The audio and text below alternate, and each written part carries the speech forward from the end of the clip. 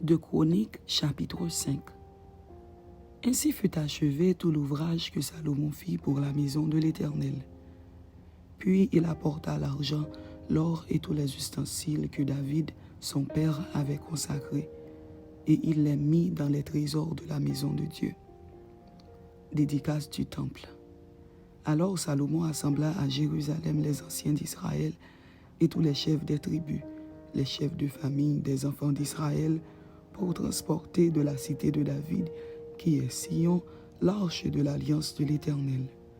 Tous les hommes d'Israël se réunirent auprès du roi pour la fête qui se célébra le 7e mois. Lorsque tous les anciens d'Israël furent arrivés, les Lévites portèrent l'arche. Ils transportèrent l'arche, la tente d'assignation et tous les ustensiles sacrés qui étaient dans la tente. Ce furent les sacrificateurs et les Lévites qui les transportèrent. Le roi Salomon et toute l'assemblée d'Israël convoqués auprès de lui se tinrent devant l'arche.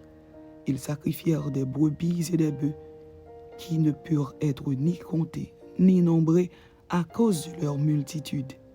Les sacrificateurs portèrent l'arche de l'alliance de l'Éternel à sa place, dans le sanctuaire de la maison, dans le lieu très saint, sous les ailes des chérubins. Les chérubins avaient les ailes étendues sur la place de l'arche, et ils couvraient l'arche et ses barres par-dessus. On avait donné aux barres une longueur telle que leurs extrémités se voyaient à distance de l'arche devant le sanctuaire, mais ne se voyaient point du dehors. L'arche a été là jusqu'à ce jour. Il n'y avait dans l'arche que les 2 tables que Moïse y plaça en Horeb, lorsque l'Éternel fit alliance avec les enfants d'Israël à leur sortie d'Égypte. Au moment où les sacrificateurs sortirent du lieu saint, car tous les sacrificateurs présents s'étaient sanctifiés sans observer l'ordre des classes, et tous les Lévites qui étaient chantres, Asaph, Héman, Jéduthun, leurs fils et leurs frères, revêtus de byssus, se tenaient à l'orient de l'autel avec des cymbales, des luttes et des harpes, et avaient auprès d'eux 120 sacrificateurs sonnant des trompettes. Et lorsque ceux qui sonnaient des trompettes et ceux qui chantaient, s'unissant d'un même accord pour célébrer et pour louer l'Éternel, firent retentir les trompettes, les cymbales et les autres instruments, et célébrèrent l'Éternel par ces paroles. Car il est bon, car sa miséricorde durera toujours. En ce moment, la maison de l'Éternel fut remplie d'une nuée. Les sacrificateurs ne purent pas y rester pour faire le service à cause de la nuée, car la gloire de l'Éternel remplissait la maison de Dieu.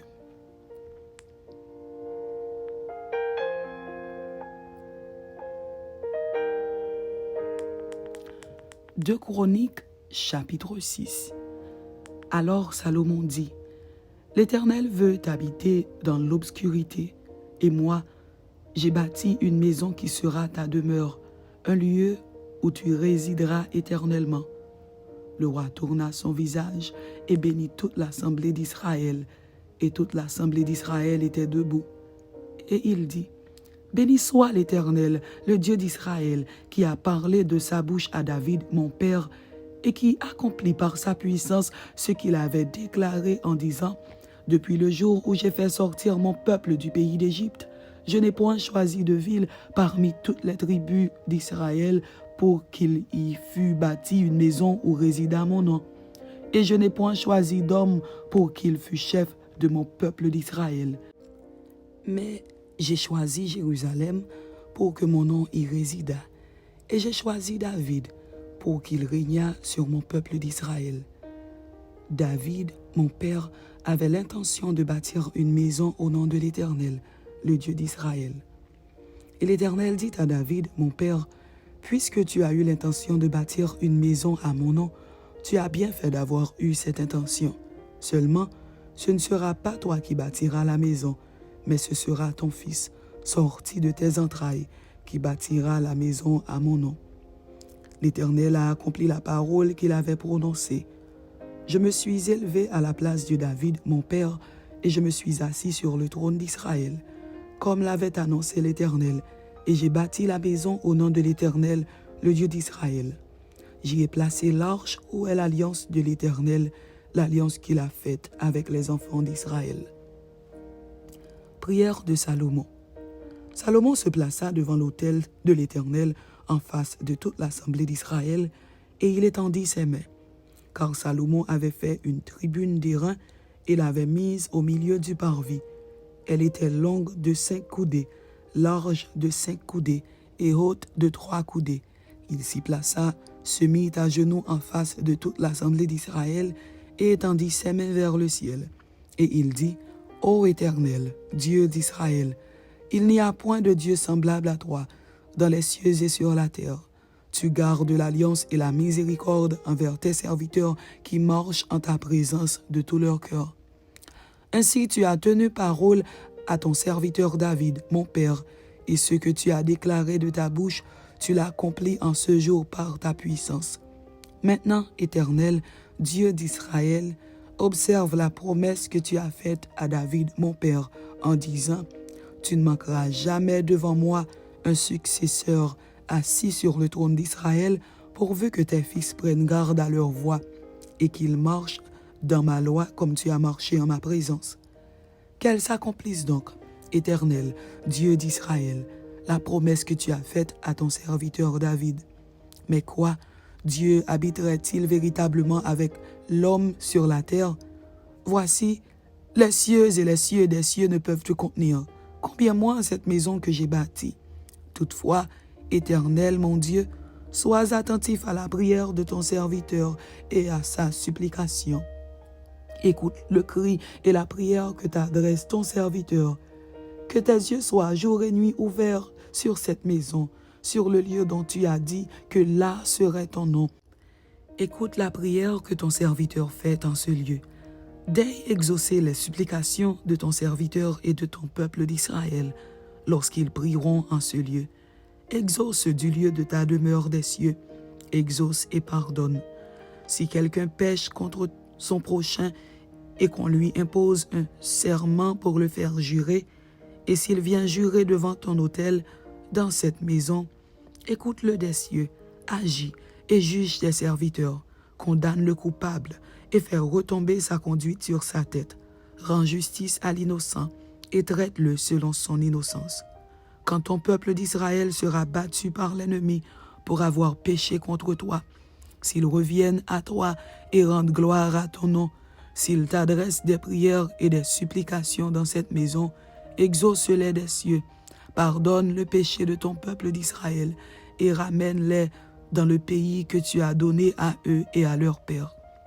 Quand le ciel sera fermé et qu'il n'y aura point de pluie à cause de leurs péchés contre toi, s'ils prient dans ce lieu et rendent gloire à ton nom, et s'ils se détournent de leurs péchés parce que tu les auras châtiés, exauce-les des cieux, pardonne le péché de tes serviteurs et de ton peuple d'Israël, à qui tu enseigneras la bonne voie dans laquelle ils doivent marcher, et fais venir la pluie sur la terre que tu as donnée pour héritage à ton peuple.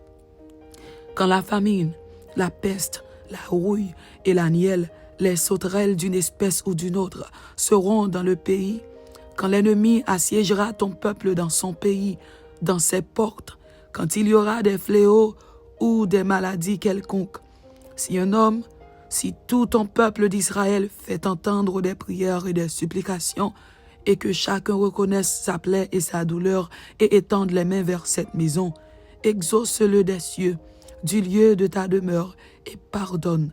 Rends à chacun selon ses voies, toi qui connais le cœur de chacun, car seul tu connais le cœur des enfants des hommes. Et ils te craindront pour marcher dans tes voies tout le temps qu'ils vivront dans le pays que tu as donné à nos pères. Quand l'étranger, qui n'est pas de ton peuple d'Israël, viendra d'un pays lointain, à cause de ton grand nom, de ta main forte et de ton bras étendu, quand il viendra parler dans cette maison, exauce-le des cieux, du lieu de ta demeure, et accorde à cet étranger tout ce qu'il te demandera, afin que tous les peuples de la terre connaissent ton nom pour te craindre, comme ton peuple d'Israël, et sache que ton nom est invoqué sur cette maison que j'ai bâtie. Quand ton peuple sortira pour combattre ses ennemis, en suivant la voie que tu lui auras prescrite, s'il t'adresse des prières, les regards tournés vers cette ville que tu as choisie et vers la maison que j'ai bâtie en ton nom. Exauce des cieux leurs prières et leurs supplications et fais leur droit. Quand ils pécheront contre toi, car il n'y a point d'homme qui ne pêche, quand tu seras irrité contre eux et que tu les livreras à l'ennemi qui les emmènera captifs dans un pays lointain ou rapproché, s'ils rentrent en eux-mêmes dans le pays où ils seront captifs, s'ils reviennent à toi et t'adressent des supplications dans le pays de leur captivité et qu'ils disent « Nous avons péché, nous avons commis des iniquités, nous avons fait le mal », s'ils reviennent à toi de tout leur cœur et de toute leur âme dans le pays de leur captivité où ils ont été emmenés captifs, s'ils t'adressent des prières, les regards tournés vers leur pays que tu as donné à leur père, vers la ville que tu as choisie et vers la maison que j'ai bâtie à ton nom, exauce des cieux, du lieu de ta demeure, leurs prières et leurs supplications, et fais leur droit, pardonne à ton peuple ses péchés contre toi. Maintenant, ô mon Dieu, que tes yeux soient ouverts et que tes oreilles soient attentives à la prière faite en ce lieu.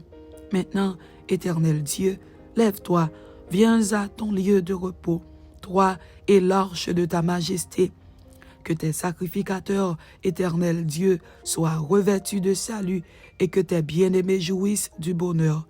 Éternel Dieu, ne repousse pas ton oint. Souviens-toi des grâces accordées à David, ton serviteur. Amen.